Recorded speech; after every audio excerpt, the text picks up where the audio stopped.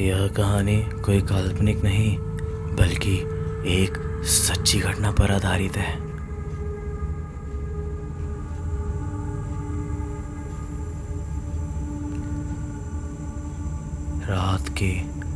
रात के लगभग 11 बजे थे। राधिका अकेली अपने कमरे में बैठी हुई थी। घर में अजीब सा सन्नाटा पसरा हुआ था। वह अपने लैपटॉप पर काम कर रही थी। तभी उसे ऐसा लगा जैसे कोई उसके पीछे खड़ा हो। उसने तुरंत मुड़कर देखा, लेकिन वहाँ कोई नहीं था।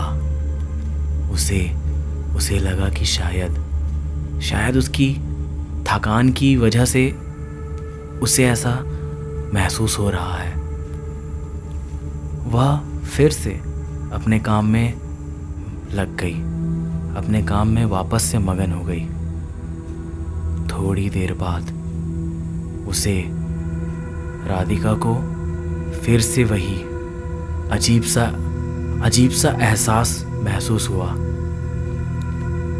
इस बार उसने ध्यान से पूरे कमरे को देखा। सब कुछ नॉर्मल सा लग रहा था, सब कुछ सामान्य लग रहा था पहले की तरह। लेकिन उसकी धड़कनें तेज हो गई थी। तभी अचानक कमरे की लाइट चली गई और पूरे कमरे में काला अंधेरा सा छा गया। राधिका के तो मानो हाथ पैर ठंडे पड़ गए हो। वह उठकर लाइट ऑन करने के लिए स्विच तक जाने की कोशिश करने लगी और वह स्विच तक गई, लेकिन स्विच काम नहीं कर रहा था। पता नहीं क्या हो गया था स्विच को। तभी उसने कमरे के कोने में किसी का काला साया देखा। वह काला साया धीरे धीरे मानो उसकी तरफ बढ़ने लगा। राधिका की चीख निकलने ही वाली थी कि अचानक से लाइट आ गई और वो काला साया मानो गायब हो गया। राधिका दौड़कर अपने बिस्तर पर बैठ गई और ये सोचने लगी कि ये क्या था, कि आखिर क्या हो सकता है, ये क्या था। उसी समय उसके फ़ोन पर एक मैसेज आया। उस मैसेज में लिखा था, मैं हमेशा तुम्हारे साथ हूँ। राधिका ने तुरंत फ़ोन बंद किया, लेकिन फ़ोन अपने आप फिर से चालू हो गया और वही मैसेज फिर से आया जिसमें लिखा था, मैं हमेशा तुम्हारे साथ हूँ। और इसी तरह वही मैसेज बार बार आने लगा।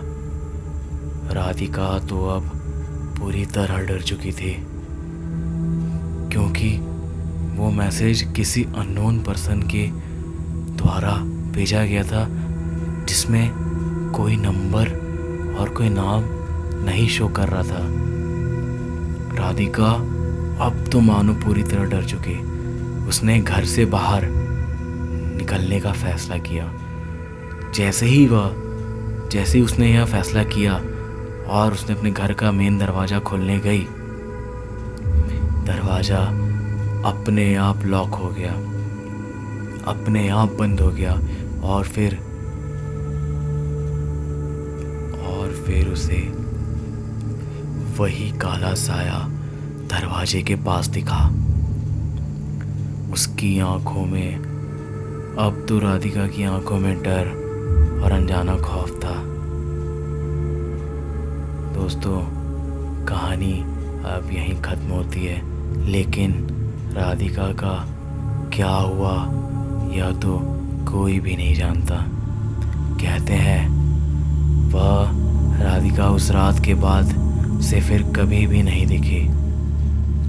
दोस्तों, आपको क्या लगता है उस रात राधिका के साथ क्या हुआ होगा?